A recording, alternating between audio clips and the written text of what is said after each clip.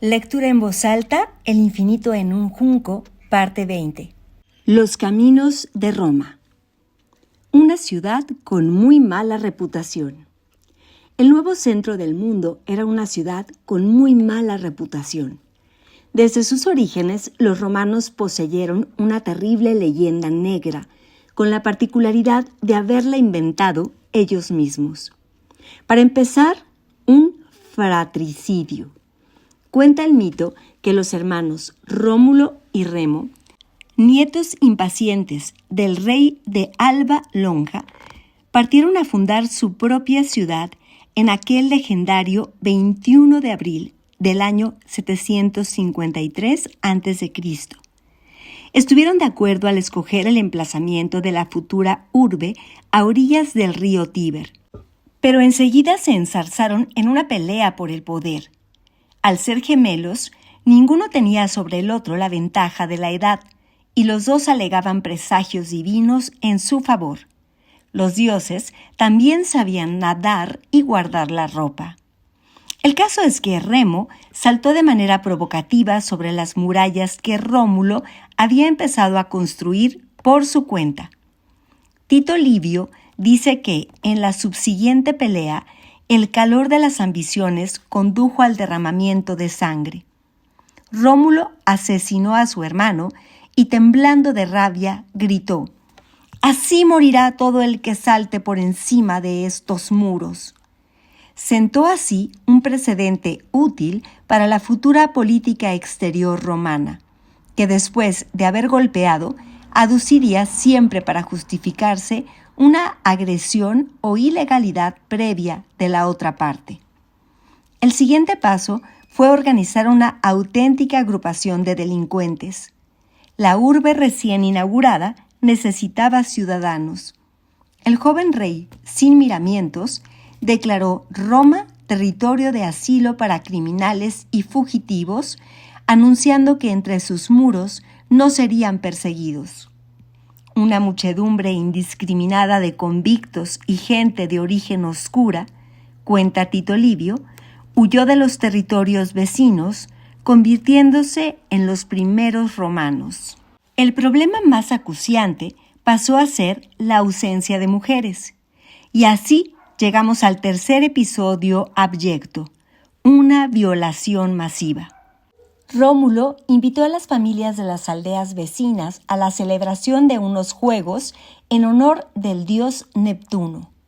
Al parecer, las gentes de los alrededores estaban ansiosas por ver la nueva ciudad, que por entonces era todavía un lodazal de cabañas de barro con alguna que otra oveja como gran atracción. Aún así, el día previsto acudió a Roma una multitud curiosa. Acompañados por sus mujeres e hijas, aparecieron los habitantes de aldeas próximas con nombres estrafalarios como Caenina, Antemnae y Crustumerium. Si la última hubiera llegado a gran potencia imperial en lugar de Roma, hoy seríamos todos crustomerianos. Pero la fiesta religiosa era, en realidad, una treta. Cuando llegó la hora de los juegos, y los ojos y las mentes de todos los invitados sabinos estaban fijos en el espectáculo, se dio la señal convenida. Entonces los romanos raptaron a las chicas jóvenes que habían acudido allí con sus familias. Comenta Livio que casi todos se apoderaron a bulto de la primera mujer que cayó en sus manos, pero como en todo hay jerarquías. Los patricios principales se reservaron a las más guapas y pagaron para que se las llevasen a casa. En inferioridad numérica, los padres y maridos de las secuestradas huyeron, aturdidos por el dolor, lanzando amargos reproches a sus violentos vecinos. El historiador se apresura a explicar, para evitar malos entendidos, que el rapto fue una medida necesaria si los romanos querían asegurar la supervivencia de su ciudad. Además, los presenta haciendo promesas de afecto, reconciliación y amor a las asustadas muchachas. Esos argumentos, añade, fueron reforzados por la ternura de aquellos maridos, quienes excusaron su conducta invocando la fuerza irresistible de su pasión, argumento siempre efectivo porque apela a la naturaleza femenina. Por si fuera poco, esta legendaria salvajada colectiva sirvió de modelo para la ceremonia romana de matrimonio que durante siglos escenificó el rapto de las mujeres. El ritual exigía que la novia se refugiase en brazos de su madre y el novio fingiese quitársela por la fuerza mientras ella lloraba, se resistía y gritaba. El argumento del mito llegó hasta 7 novias para 7 hermanos.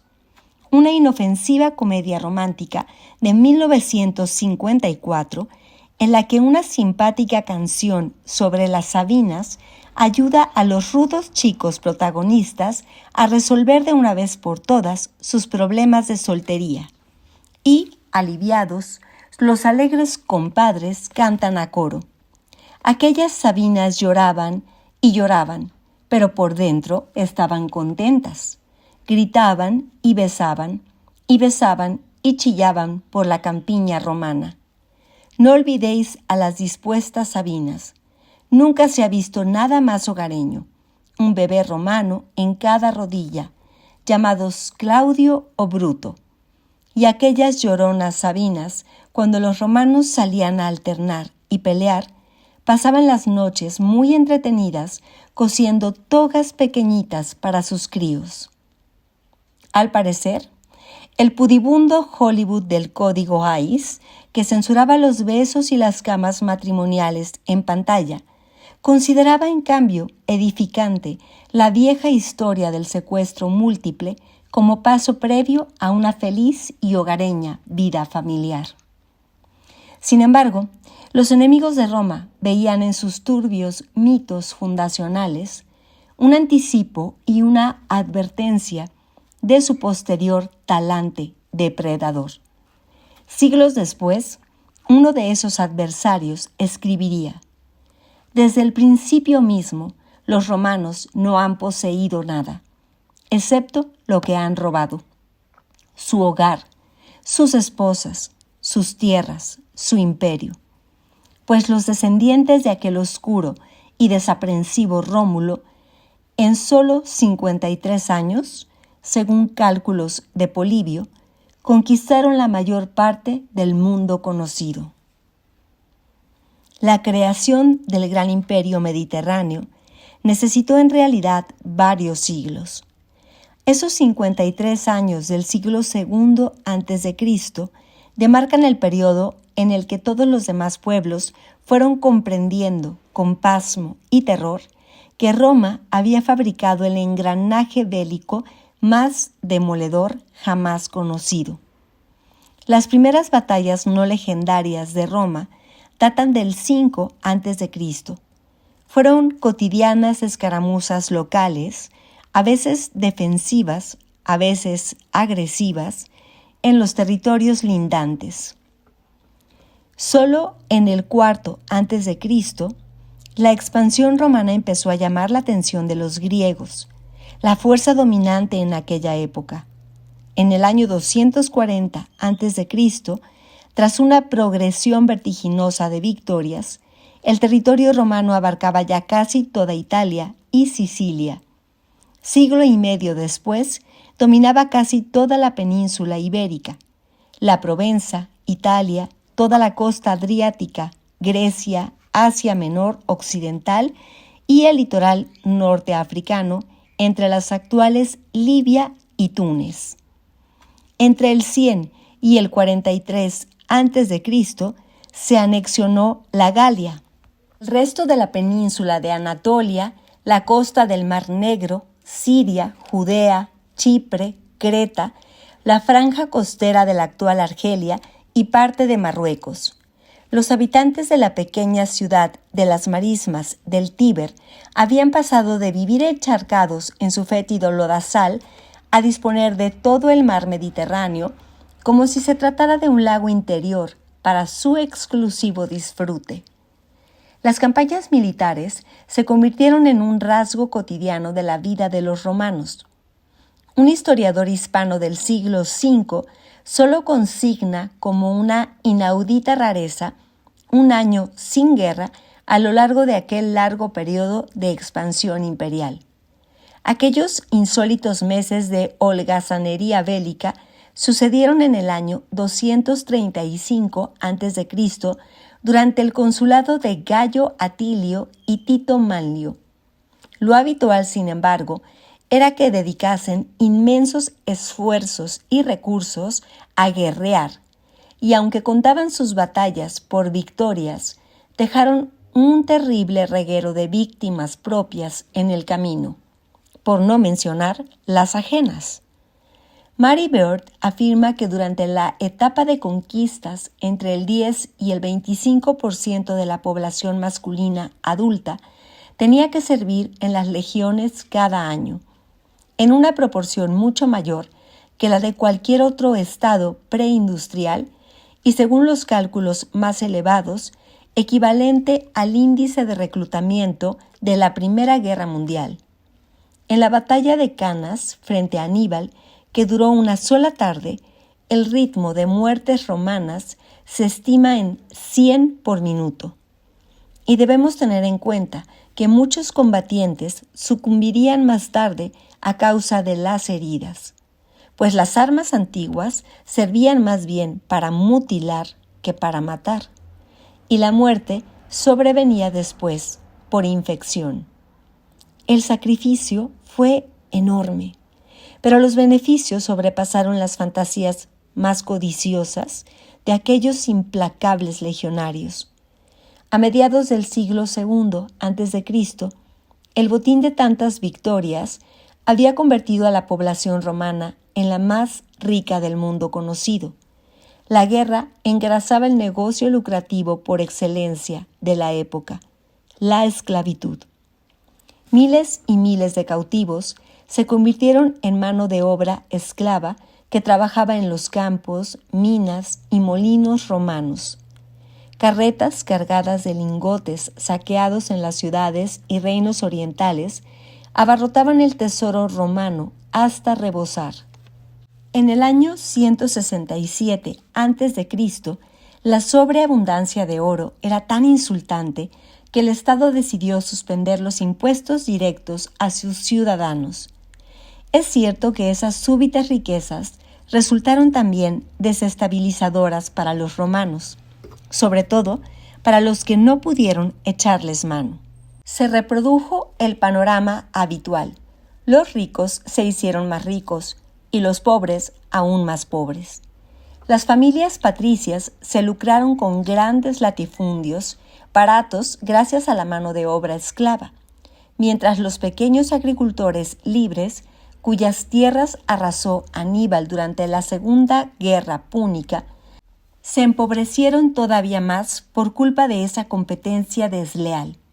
El mejor de los mundos posibles nunca lo es para todos. Desde tiempos remotos, una enorme cantidad de guerras se han desencadenado con el fin de capturar prisioneros, poseerlos y traficar con ellos. La riqueza mundial a menudo ha ido del brazo de la esclavitud. Este es un nexo real entre la antigüedad y épocas más modernas, de la muralla china a la autopista de los huesos de Colima, del sistema de regadío en Mesopotamia a las plantaciones de algodón estadounidenses, de los burdeles romanos a la trata de mujeres en el presente, de las pirámides egipcias a la ropa barata made in Bangladesh. En la antigüedad, sin duda, los esclavos eran uno de los motivos principales y a menudo la única razón para lanzar una expedición de conquista. Representaban un resorte económico tan poderoso que ni siquiera se intentaba ocultar. Cierta vez, Julio César, famoso por su clemencia, vendió a toda la población de una aldea recién conquistada en la Galia, no menos de 53,000 personas sobre el terreno. El negocio se pudo resolver rápido porque los tratantes de esclavos formaban un segundo ejército rezagado detrás de las legiones para ir comprando la mercancía fresca en cuanto caía la noche en los campos de batalla. Prisioneros, vecinos y adversarios sufrieron en su propio pellejo la eficiencia de la organización romana. El nuevo imperio hizo realidad la ambición unificadora que los griegos nunca cumplieron porque, a la hora de la verdad, siempre resultaban ser unos incapaces políticos.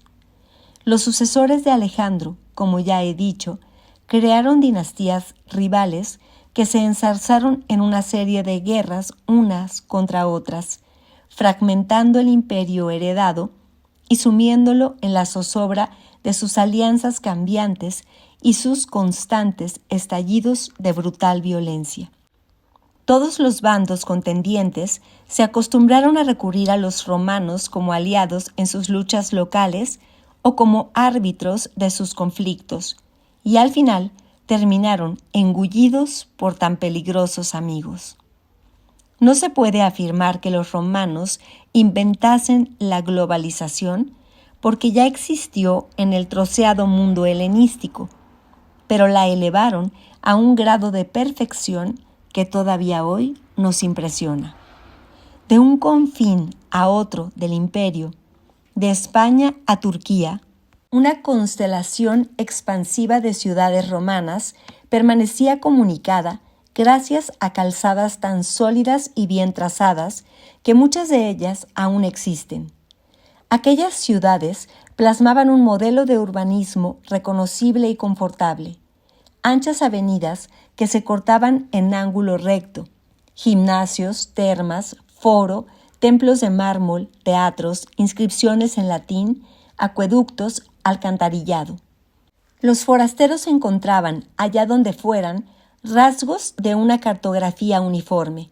Igual que los turistas de hoy, tropezamos con franquicias de las mismas marcas de ropa, informática y hamburguesas en idénticas arterias comerciales de una punta a otra del planeta. Estas transformaciones provocaron un hormigueo de gente yendo y viniendo como nunca se había visto antes en el mundo antiguo. Al principio, se trató sobre todo de movimientos de los ejércitos y migraciones masivas forzadas. Se calcula que a comienzos del siglo II a.C. llegaban a la península itálica un promedio de 8,000 esclavos cada año capturados en la guerra. Por esa misma época se lanzaron al Mediterráneo viajeros, comerciantes y aventureros romanos que se desplazaban durante largos periodos fuera de Italia. Las aguas de ese mar, que para no andarse con rodeos, procedieron a llamar Nostrum, eran un hervidero de hombres de negocios que sacaban tajada de las oportunidades comerciales abiertas por la conquista. Comerciar con esclavos o proveer armas se transformaron en oficios con gran demanda en el mercado laboral. A mediados de ese mismo siglo II a.C., más de la mitad de los ciudadanos varones adultos habían visto los horizontes del mundo exterior y habían contribuido con gusto a la variedad étnica, dejando a su paso y a su suerte abundantes hijos mestizos. Todo su poderío militar, su riqueza, las asombrosas redes de transporte y las obras de ingeniería componían una maquinaria poderosa, invencible, pero árida, sin el rocío de la poesía, de los relatos y de los símbolos. Las grietas abiertas por esas ausencias serían las rutas imprevisibles por las que Edipo, Antígona y Ulises se lanzaron a las calzadas del mundo globalizado. La literatura de la derrota. Los romanos consiguieron su extraordinaria sucesión de victorias gracias a una mezcla muy eficaz de violencia y capacidad de adaptación en la mejor tradición darwiniana. Los pueblerinos secuaces de Rómulo aprendieron pronto a imitar lo mejor de sus enemigos, a apoderarse de lo que les gustaba sin la menor terquedad chauvinista y a combinar todos los ingredientes copiados para crear nuevas formas propias. Desde las primeras escaramuzas se acostumbraron a saquear a sus adversarios vencidos no solo en el terreno material, sino también en el simbólico. Durante las luchas contra los samnitas, imitaron sus estrategias bélicas, sobre todo el manipulo como unidad básica de la legión, y las utilizaron de forma muy efectiva para derrotarlos con sus propias armas. En la primera guerra púnica, los destripaterrones romanos se las ingeniaron para construir una flota lo más parecida posible a la cartaginesa y con ella ganaron sus primeras batallas navales. Los terratenientes itálicos de ideas más tradicionales y abolengo más rancio se apuntaron rápidamente a las modernas explotaciones agrícolas helenísticas en forma de plantación. Gracias a todas estas apropiaciones, crearon una fuerza invasora tan invencible como el ejército de Alejandro, y administraron mejor que él sus conquistas. Pero más allá de sus incontestables habilidades para la guerra y la barbarie, tuvieron un fogonazo de asombrosa humildad al asumir que la cultura griega era muy superior. Los miembros más lúcidos de las clases dirigentes comprendieron que toda gran civilización imperial necesitaba fabricar un relato unificador y victorioso sostenido por símbolos, monumentos, arquitecturas, mitos forjadores de identidades y formas sofisticadas de discurso. Y para conseguirlo rápido, según su costumbre, decidieron imitar a los mejores. Sabían dónde encontrar el modelo. Mary Beard resume la situación de aquellos tiempos con un aforismo contundente. Grecia lo inventa y Roma lo quiere. Los romanos se lanzaron a hablar la lengua de los griegos, a copiar sus estatuas, a reproducir la arquitectura de sus templos, a escribir poemas de tipo homérico y a imitar sus refinamientos con celo de advenedizos. El poeta Horacio captó esa paradoja cuando escribió que Grecia, la conquistada, había invadido a su fiero vencedor. Hoy nos resulta difícil determinar hasta qué punto Roma tomó prestada toda la cultura griega y en qué medida los romanos fueron, o no, unos bárbaros salvajes hasta que los civilizaron los griegos. Pero así es como las dos partes contaban la historia. Los intelectuales y creadores latinos siempre se presentaron como discípulos de los clásicos griegos.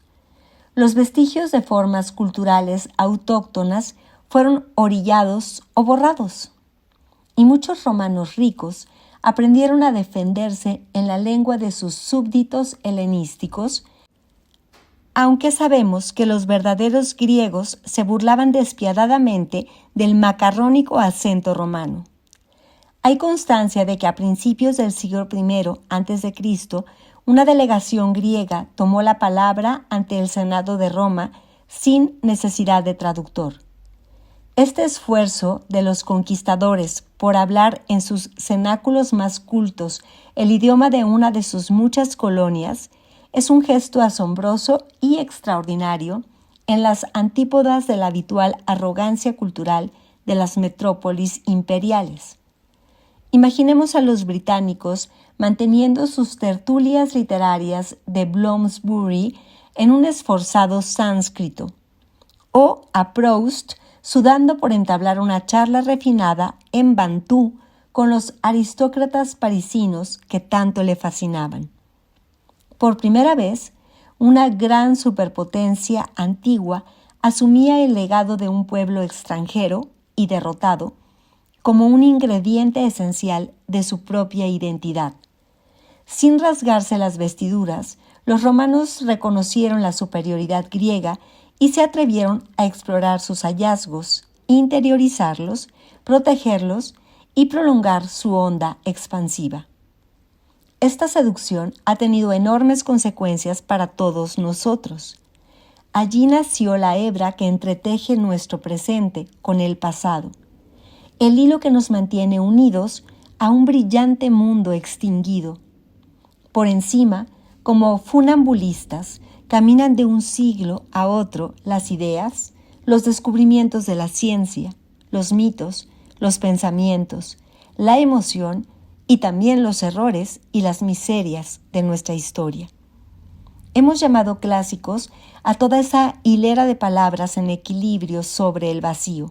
A causa de la fascinación que aún despiertan en nosotros, Grecia pervive como el kilómetro cero de la cultura europea. La literatura latina es un caso muy peculiar. No nació espontáneamente, sino que fue gestada por encargo, in vitro. El parto inducido tuvo lugar un día concreto del año 240 a.C. para celebrar la victoria de Roma sobre Cartago. Mucho antes de aquel día inaugural, los romanos habían aprendido a escribir, como no podía ser menos, a imitación de los griegos que desde el siglo VIII a.C. vivían en las prósperas colonias del sur de Italia, en la región conocida como Magna Grecia. Por la vía del comercio y los viajes, su cultura y su escritura alfabética habían desembarcado en el norte. Los primeros italianos septentrionales en aprender el alfabeto griego y adaptarlo a su lengua fueron los etruscos, que dominaron el centro de la península en el siglo VII y el VI a.C. Sus vecinos del sur, los romanos, quienes, aunque no les gustaba reconocerlo, estuvieron durante décadas sometidos a una dinastía de Etruria, se abalanzaron ávidos sobre aquella maravillosa innovación y adoptaron a su vez la escritura etrusca con ciertos ajustes para adecuarla al latín. El alfabeto de mi infancia, el que me observa ahora mismo desde las hileras oscuras del teclado de mi ordenador, es una constelación de letras errantes que los fenicios embarcaron en sus naves. Surcaron el mar rumbo a Grecia, luego navegaron hasta Sicilia, buscaron las colinas y los olivares de la actual Toscana, merodearon por el Lacio y de mano en mano fueron cambiando hasta alcanzar el trazo que hoy acaricia mis dedos. Los testimonios más antiguos de este alfabeto viajero no dejan resquicios a las ensoñaciones. Los romanos, pragmáticos, organizadores natos, limitaron su uso a registros de hechos y normas. Los textos más tempranos, de los siglos VII y sobre todo VI a.C., son un grupo de inscripciones breves, por ejemplo, marcas de propiedad carabateadas en un recipiente. De los siglos siguientes, conocemos únicamente leyes y rituales escritos. No ha quedado ninguna huella de escritos de ficción. Se estaba luchando a vida o muerte por el poder en los campos de batalla y corrían malos tiempos para la lírica. La literatura romana tuvo que esperar. Fue un acontecimiento tardío, gestado en un descanso de los guerreros. Solo cuando el enemigo más peligroso ya había mordido el polvo, con la tarea cumplida, en la relajación y el ocio de la victoria, los romanos se permitieron pensar en los juegos del arte y los placeres de la vida. La primera guerra púnica acabó en el año 241 a.C. Apenas unos meses más tarde, los romanos disfrutaron de la primera obra literaria en latín. El público la conoció en septiembre del año 240 a.C., sobre las tablas de un teatro de la capital con motivo de los Ludi Romani. Como gran atracción de las festividades, se estrenó allí un drama. No sabemos si comedia o tragedia, traducido del griego, cuyo título ha caído en el olvido. No es casualidad que una traducción marque el arranque de la literatura romana, siempre hechizada por los maestros griegos, siempre en ambiguo juego de ecos, nostalgia, envidia, homenaje y todos los matices del amor acomplejado. Aquella representación inicial encierra una extraña historia. La poesía llegó a Roma entre el estrépito de las armas, desde el bando contrario, por obra de un esclavo extranjero. Livio Andrónico, el improbable iniciador de la literatura latina, no era romano de nacimiento. Se ganaba la vida como actor en Tarento, uno de los mayores enclaves de cultura griega del sur de Italia, ciudad suntuosa, refinada y amante del teatro. El joven cayó prisionero durante la conquista en el año 272 a.C. y conoció la amarga suerte de los vencidos, el mercado de esclavos. Lo imagino vislumbrando la urbe por primera vez entre las rendijas de la carreta donde lo transportaban como si fuera ganado para la venta. Algún hábil vendedor consiguió colocarlo en la rica mansión de los libios. Su inteligencia y su labia le libraron de los trabajos más penosos. Se cuenta que dio clases a los hijos del amo y que la familia, agradecida, años más tarde lo manumitió. Como era costumbre entre los libertos, mantuvo el apellido familiar de sus antiguos dueños, al que añadió un apodo griego que simbolizaba su identidad escindida. Bajo la protección de la poderosa familia que lo había comprado y después liberado, abrió una escuela en la capital. En ausencia de poetas autóctonos, sería este extranjero bilingüe a la fuerza quien recibiría los encargos literarios en Roma. Me pregunto qué emociones contradictorias le asaltarían al escribir en la lengua de su derrota. Sabemos que tradujo las primeras tragedias y comedias que se presentaron en la capital del imperio, y también la Odisea homérica. Gracias a él, se creó una congregación de escritores y actores al amparo del templo de Minerva en el Aventino. Apenas han quedado fragmentos de sus versos inaugurales. Me gusta el sonido evocador de una frase truncada de su Odusia: los montes abruptos y los campos polvorientos y el inmenso mar. Queda un pequeño misterio por resolver. Todo indica que Roma era, en aquel entonces, un páramo sin apenas libros, ni bibliotecas públicas, ni libreros. ¿Cómo conseguiría Livio Andrónico los originales para sus traducciones? Los ricos patricios podían permitirse enviar mensajeros a las ciudades griegas del sur de Italia, donde había comerciantes de libros. Pero esa solución era impensable para un humilde liberto. Los letraheridos de hoy apenas podemos imaginar el desierto de libros de la época manuscrita. En nuestro siglo XXI, la catarata de letra impresa desborda todos los diques de la mesura. Se publica un nuevo título cada medio minuto, 120 cada hora, 2.800 al día, 86.000 al mes. Un lector medio alcanza a leer en toda su vida lo que el mercado editorial produce en una sola jornada laboral, y cada año se destruyen millones de ejemplares huérfanos.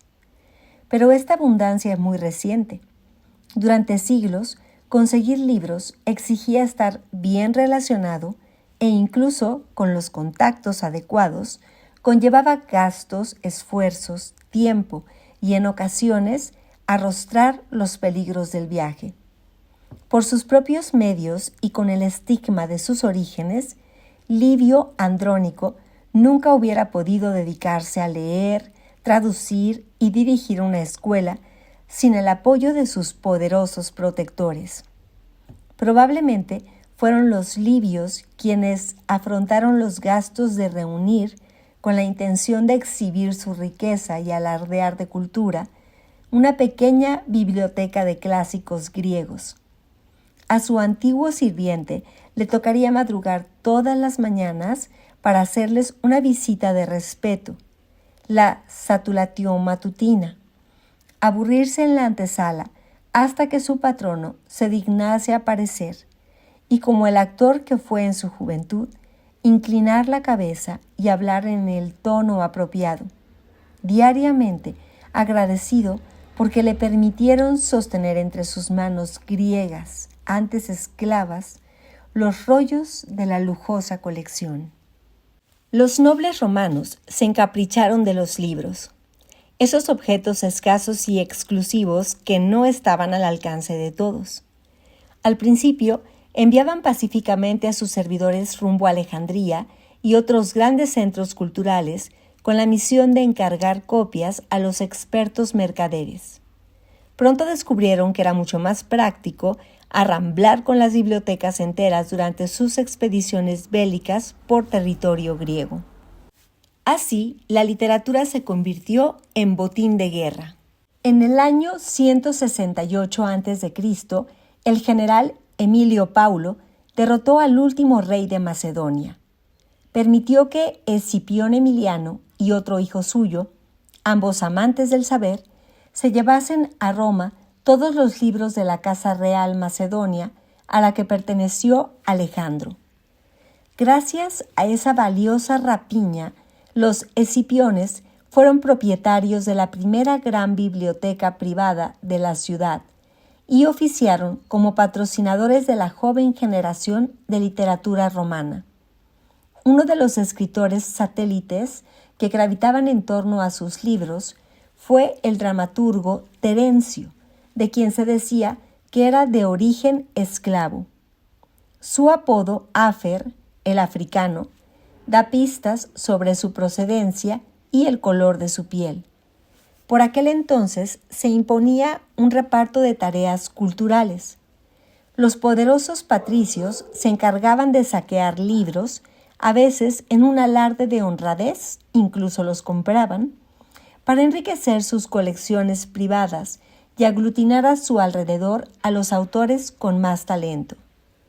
Los escritores propiamente dichos eran, salvo excepciones, desarrapados a su servicio, esclavos extranjeros, prisioneros de guerra, pobres pluriempleados y demás morralla social. En la estela de los escipiones, otros generales siguieron la cómoda senda del pillaje librario. El despiadado Sila se apoderó del que quizá fuera el trofeo más apetecible, la colección del mismísimo Aristóteles, que durante mucho tiempo permaneció escondida y reapareció a tiempo de convertirse en botín de guerra. En Roma fue también famosa la biblioteca de Lúculo, adquirida gracias a un metódico saqueo durante sus victoriosas campañas militares en el norte de Anatolia.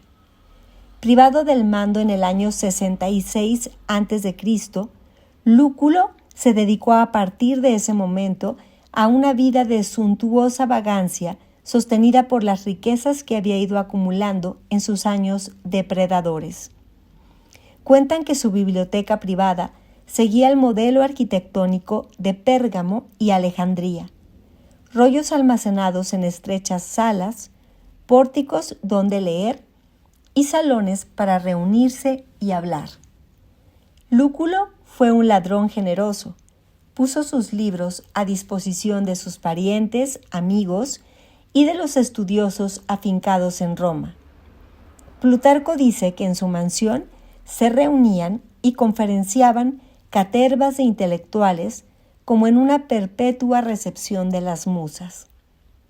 La mayoría de los textos que embellecían las bibliotecas de los escipiones, de Sila y de Lúculo eran griegos. Con el tiempo se irían añadiendo algunos en latín, pero serían minoría. Como los romanos habían empezado tarde a escribir, toda su literatura junta representaba una fracción bochornosamente minúscula de los fondos disponibles. Imagino que los artistas romanos de aquella época se sentirían desbordados y empequeñecidos ante el aluvión de obras artísticas que llegaban en el equipaje de los ávidos conquistadores. Gran parte de ese botín eran apabullantes obras maestras. Para entonces, la literatura y el arte griego tenían detrás más de medio milenio de historia. No es fácil competir con 500 años de apasionada creación. El arrebato coleccionista romano recuerda al de los ricos capitalistas estadounidenses que, maravillados ante los largos siglos del arte europeo y por un puñado de dólares, expoliaban retablos, frescos arrancados de los muros, claustros completos, portadas de iglesias, frágiles antigüedades y lienzos de los grandes maestros. También bibliotecas enteras. Así imaginó Scott Fitzgerald al joven millonario Jay Gatsby. Su fortuna, procedente de oscuros contrabandos, brillaba en una gran mansión de Long Island donde no faltaba ningún lujo ni refinamiento. Gatsby era conocido por sus fiestas carísimas y extravagantes en las cuales nunca participaba. En realidad, un amor infantil y conmovedor latía detrás de sus exhibiciones de opulencia. El derroche, la luz, los bailes hasta la madrugada, los coches llamativos y el arte europeo eran fuegos de artificio para deslumbrar a la chica que lo abandonó años atrás, cuando aún no era lo suficientemente rico. En el palacio que Gatsby había construido como una celebración kitsch de su ascenso social, no podía faltar una biblioteca gótica artesonada con roble inglés tallado, que probablemente había sido trasladada completa desde alguna ruina situada al otro lado del mar. La percepción mutua de romanos y griegos se nutría de estereotipos parecidos a los nuestros sobre estadounidenses y europeos. Pragmatismo, poder económico y militar, frente al bagaje de una larga historia, una gran cultura y la nostalgia de esplendores pasados. Marte y Venus, aunque en general expresaban un respeto recíproco, los dos tenían un repertorio de chistes y caricaturas nacionales para reírse a espaldas del otro. Puedo imaginar a los griegos bromeando en la intimidad sobre los legionarios brutos y descerebrados que no eran capaces de hacer una mísera inscripción sin faltas de ortografía.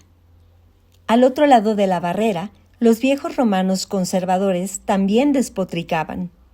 En una de sus sátiras, Juvenal exclama que no puede soportar la ciudad llena de griegos, esa chusma charlatana y parásita que ha traído consigo sus vicios junto a su lengua, corrompiendo las costumbres y desplazando a los auténticos ciudadanos. En efecto, no todo era admiración.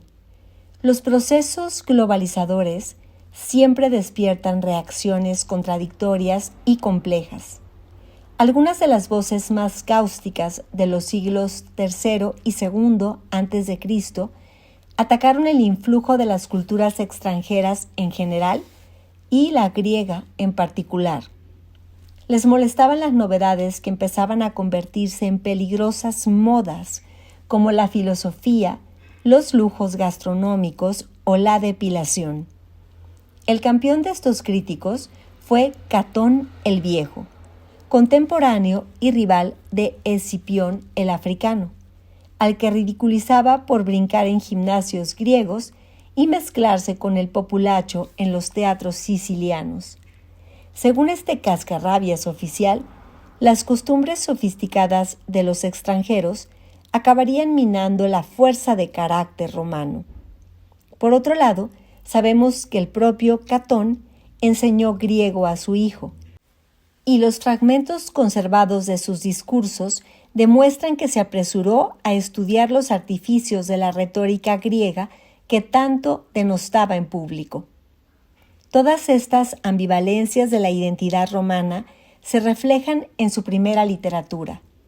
Las obras teatrales de Plauto y Terencio son ya algo más que meras traducciones calcadas del griego. Se presentan como adaptaciones fieles que respetan la trama de los originales helenísticos, manteniendo la ambientación en Grecia, pero en realidad son híbridos pensados para complacer al público ruidoso y festivo de Roma.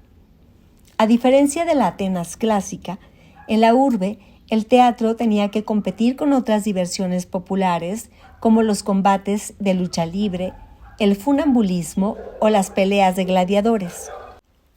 Por eso, casi todas las comedias giraban sobre un argumento básico e infalible: chico consigue chica. La gente esperaba que en cada comedia apareciera el típico esclavo astuto y embaucador que causaba mil enredos. Para agradar a todos, el final feliz estaba garantizado. Pero por debajo de la epidermis frívola de estas obras romanas había un ingrediente nuevo. A través de ellas, los espectadores se asomaban a la complejidad cultural del nuevo y ancho mundo imperial. La acción de todas las comedias sucedía en Grecia y, por tanto, exigía al público ciertas nociones de geografía lejana.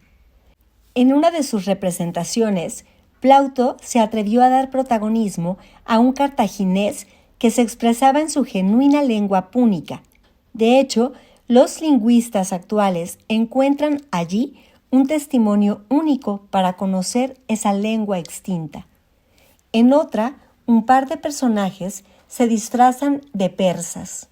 En el prólogo de varias comedias aparece un chiste recurrente sobre las adaptaciones, refiriéndose a su traducción. Plauto dice: un griego escribió esto y Plauto lo barbarizó. Este verso, como explica Mary Beard, era un sofisticado guiño al público.